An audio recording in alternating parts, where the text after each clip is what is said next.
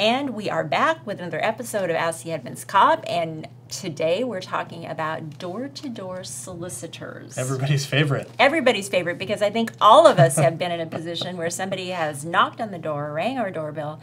Some of us don't even go to the door anymore for this very reason, but often they're trying to sell you something, but there are rules about that. So you should probably lead with a couple of things, and that is, one, obviously there's nothing that says you have to open the door for anybody. Correct. So if you don't know who they are, then don't.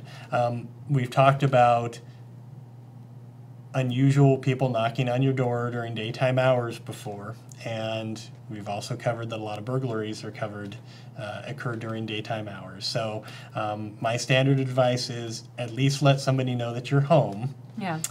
So if you want to ignore them, that's your call. But we have seen cases where there's a knock on the door and nobody answers, and it's somebody casing your neighborhood or your house to do a daytime burglary, and we've seen a back door get kicked open because they didn't think anybody was home. Right. So I always encourage people to at least let them know that you're home. Hey, who is it? Oh, we're here to sell you whatever, or I'm looking for John. Yeah, no. Yeah. Go away. Go away. Yeah, but at least they know that you're home. So, okay. And if you're really concerned about it, then give us a call, and we'll talk about why coming up here. All right. So, covered under the Edmonds Municipal Code, there's a whole section. It's section 4.12, covers peddlers, solicitors, and street vendors.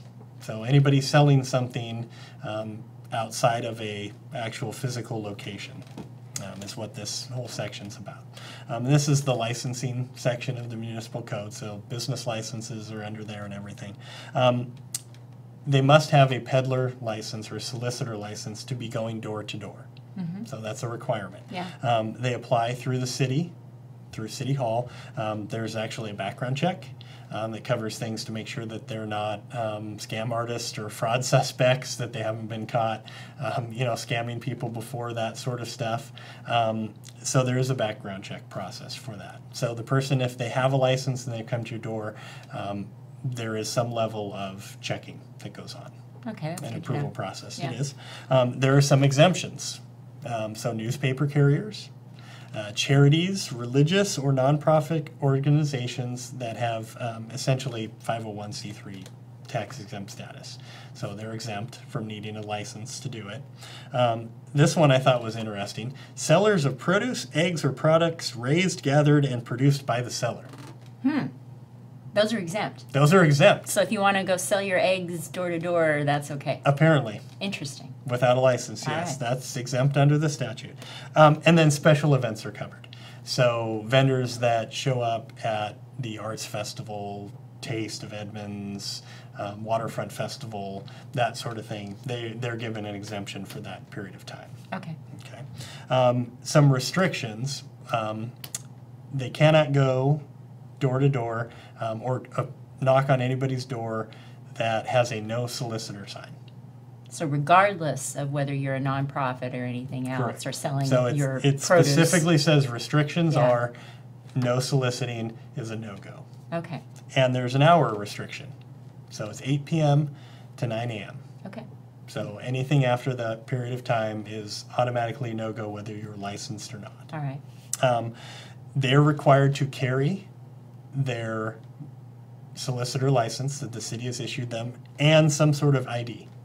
And the statute specifically says they have to produce it if asked by the person they are soliciting or by us. Okay. Okay, so that's also a requirement.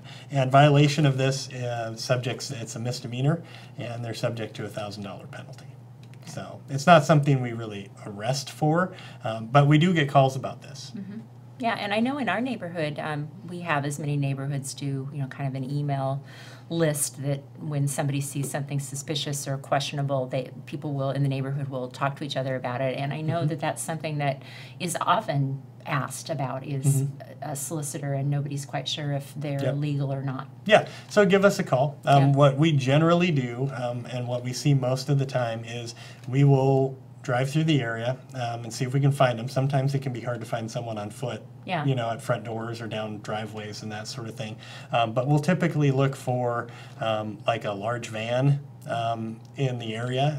It's not uncommon for solicitors to bring several people to one area. They'll have one person that will drive and drop people at different locations, so you can hit multiple streets and in an area at the same time. Get more bang for your buck basically that way. So if we see the van on the side of the road with someone just sitting in it, a lot of times we'll just say, like, you drop people, you have people working in the area? They're like, oh yeah. And then we'll start down the whole licensing road.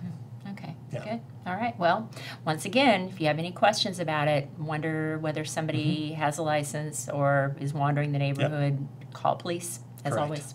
Yep. Okay. Thanks again. You're We'll welcome. be back soon with another episode of Ask the Edmonds Cop.